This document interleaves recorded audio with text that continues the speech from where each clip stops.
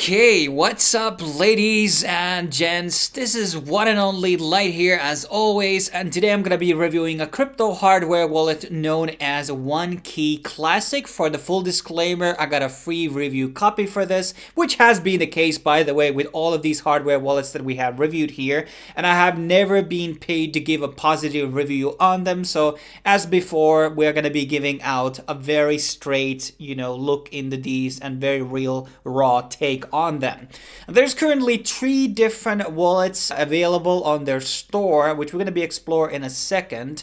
And this is an open source wallet, which seems to also have attracted a bit of a developer community, because there's a lot of things being supported on the OneKey wallet, and it seems that there's a lot of integrations also available with them, which is a very positive thing. And there's also a multitude of cryptocurrencies available on the wallet, which we're going to be exploring later on. And I do believe that this is based on Hong Kong. I really want to actually confirm that in a second. And that's, some people are obviously skeptical about the Chinese, but the thing is, I think I'm more worried about the European Union and United States when it comes to valid regulation and building backdoors and things like that. So I'm usually very, very skeptical about wallets that are being produced on Europe and America, and that obviously applies to things like Treasure and, Ledger, for example.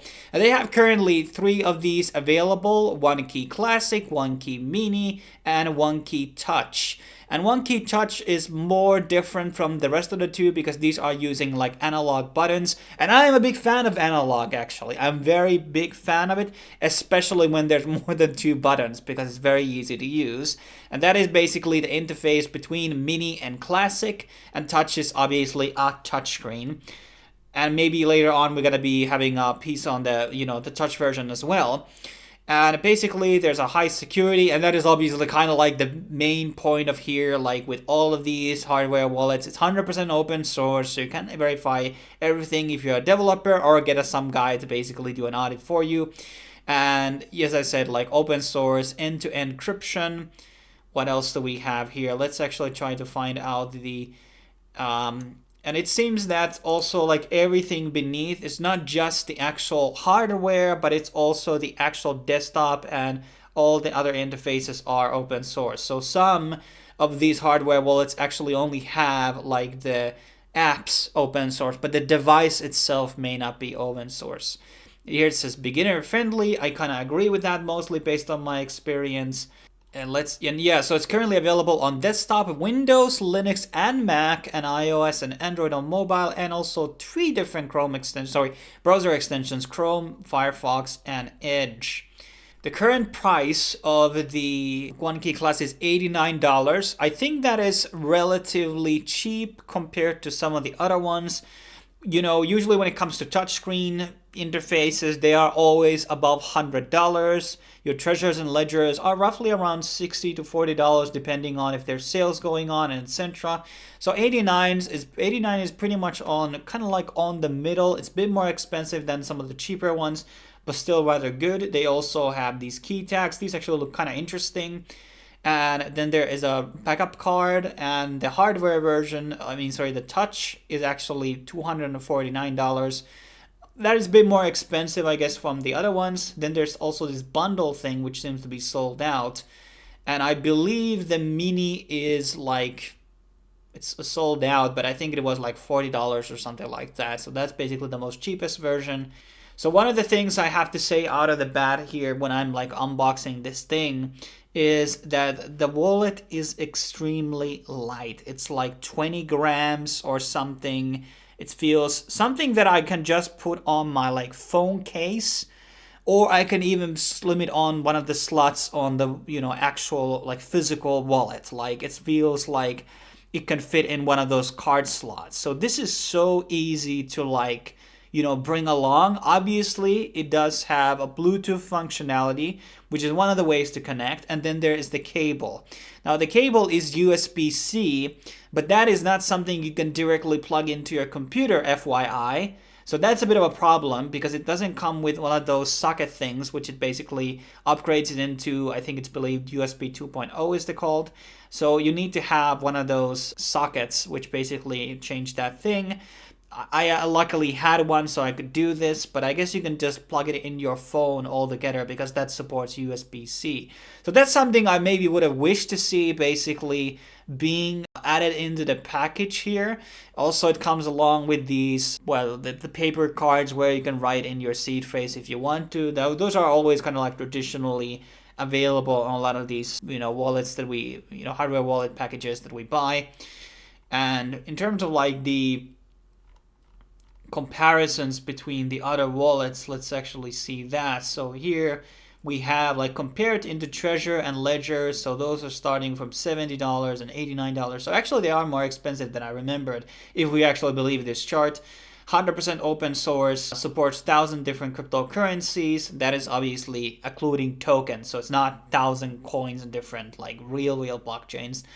NFT assets and portfolios are being supported, cross-chain exchange, anti-phishing scam and malicious conversation interception. So it has some security methods against like really malicious smart contracts. Use the app independently without the hardware. That can be seen as a positive or a negative. Then there's obviously Bluetooth, browser plugin, mobile apps, and optical communication, and biometrics. That biometric is not available on the physical device though, so that needs to be established. So I would say like there's pretty good foundation here in terms of like functionalities and things like that. The only thing I kind of was annoyed by was that USB thing missing out from the package. But that's maybe not all people like to use computer to basically plug in their wallets. Maybe that's just me, but a lot of the other wallets obviously come along with the USB that goes straight into the PC than the actual phone. And here is the actual interface on Windows Desktop for OneKey. And there's a lot of things around here actually compared to some of the other ones that we have explored in the past. So first of all, there are a multitude of different cryptos available here. So when you click in all networks, here you can basically see all the things that are being currently supported. So we have Bitcoin here. We have Lightning Network. That is something that you don't often see with a lot of hardware wallets, by the way. We have Ethereum, Binance Smart Chain. We also have Solana, Polygon, a lot of EVM-based chains, pretty much a lot of the more relevant ones. And then you have things like Algorand, we have Akash, we have Aptos, we have Bitcoin Cash here also. We have Cardano, we have Celestia, Cosmos, Chronos, CryptoOrge, Dogecoin, Ethereum Classic, and a couple of forks here. Filecoin, Joystream, Juno, even Caspa, Kusama, Linea, Monero, but this is only available on the official app, so I guess you have to get it on mobile in case you want to run it. Then we have Nexa. I have no idea what that is. Sounds unfamiliar. Near and Polkadot, Ripple, Sui, Secret Network, Tron, and also ZK Era mainnet. So that is a very hardcore roster of basically all the base coins, and then you have a bunch of different smart contract chains available here. And it doesn't end here.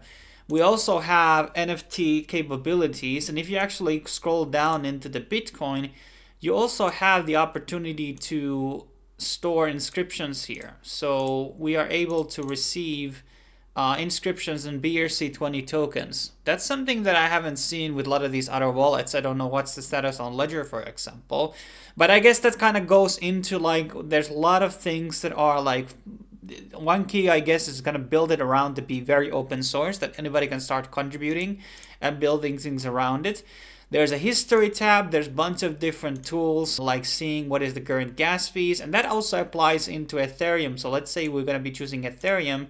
And we can see the Ethereum gas fees here as well, which are very low right now, guys. You should really want to exploit that opportunity. So a lot of different things. There's a bulk sender tool. That's something you don't necessarily see that often a lot. NFT profit calculator. That's going to be coming out handy. Gas shop. Well, that's opening up another link altogether. So a lot of tools here. Then there is a market tab, and here you can basically see multitude of different projects and how they're doing. I don't know where this is coming from, like why is it choosing this specific things, why we have Pala here. We have trending coins, and I think these are all also the ones that you are able to enable on the wallet. So it's not showing you stuff that's basically not available on the wallet, I guess, and you can choose through a category and things like that. It's pretty good. There's a bit of lag sometimes when you're refreshing these things. I guess that's already fine. There seems to be an inbuilt Uniswap interface here, or some type of swapping interface, so you can also swap tokens in between. There's also an Explore tab which goes into multitude of different DApps, and I guess this also changes based on what we have open here or not. And there's like different DeFi things, inscriptions, Lightning Network, airdrops are even listed here. That's pretty cool. You can even search by tag apparently. There's different, well, there's a lot of things here on this whole interface. And also here you can like update the actual device. And I already did that, but I guess it's like asking again. But let's actually see the confirmation here. Okay, I don't want to do this. So there's this weird pin code thing here, which you can also use the pin code that you set up on the actual device. So that's another one that you can basically use. Let me actually use F5. Okay, let me see. Going. And I have to say that I do generally like the interface here. It's pretty good. I don't really have any complaints about it. It does seem to be load in case you're going to be adding a lot of these tokens and chains. If I'm going to be going back to the old networks, it's still saying updating assets. So I don't know if it's updating prices or it's still like going through, because I did enable more chains. And I also forgot to mention that there is opportunity also to add testnets to the list. So when we scroll down here, you can see that there are testnets for a lot of these chains here. So in case you want to play around with those, you also have the opportunity to do that in this interface. So a lot of functionalities. Then there's a receive tab. You can have QR codes, which you can also, whatever you want to. And we have a SegWit here. I think there's also, okay, so there's a SegWit address and also an ordinal address available here. There seems to be a sell crypto functionality. What else do we have? You can have multiple accounts here connected, and you can connect different things. There's a scanning tool which can be used with a webcam. So if you're in a DApp on your browser, you just put this on and basically start scanning. I don't actually know. This is scanning from this is scanning from your face. So I guess if you have something on your phone, you can show it. Then on the menu, there is a connected sites tab, which can be accessed to Wallet Connect. Let me see what the scan looks like here. Okay, it's the same thing.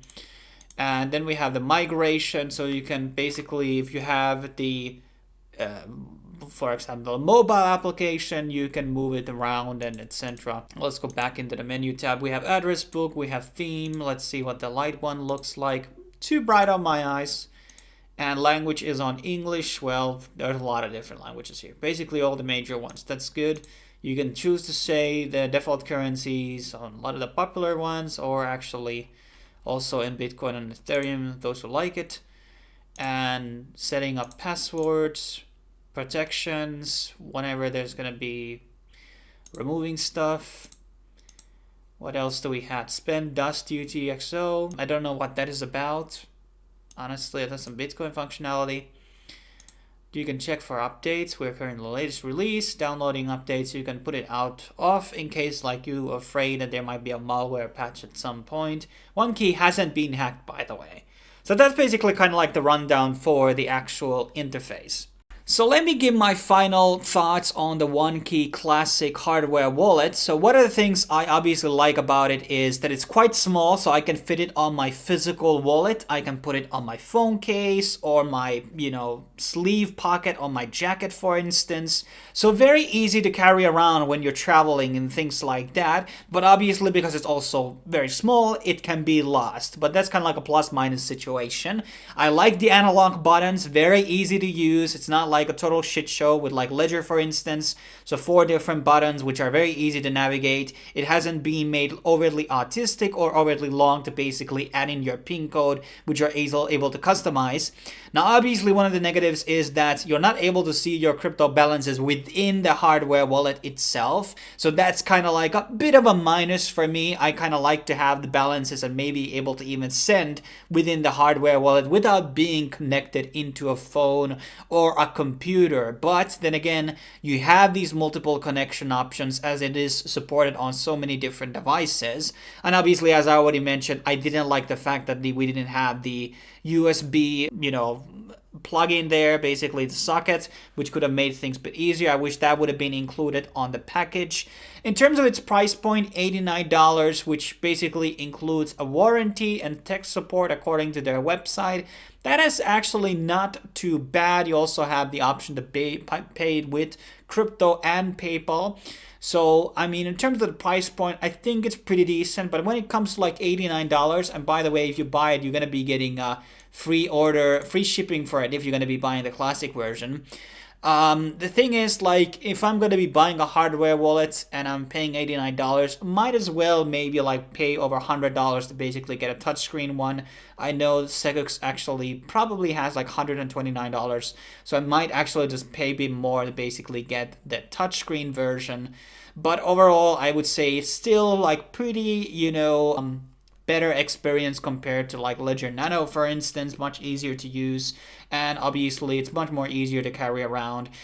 Maybe it could also have a keychain, some type of integration, but I don't know, maybe it would just get scratched by the keys and get fucked in the process.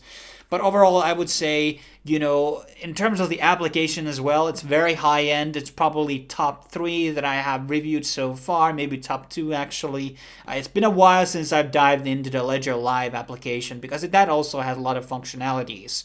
But in terms of like so many coins being supported there, then you have access to DApps and things like that. That's pretty convenient. So a lot of the things are there.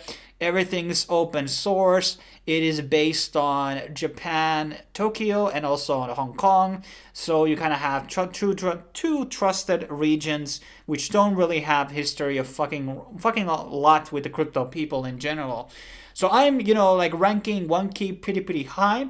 I obviously haven't tried out their touch version. It would be interesting to maybe review that also at some point. But overall, I'm not running into any issues. In terms of the battery, it seems to be pretty decent, I guess.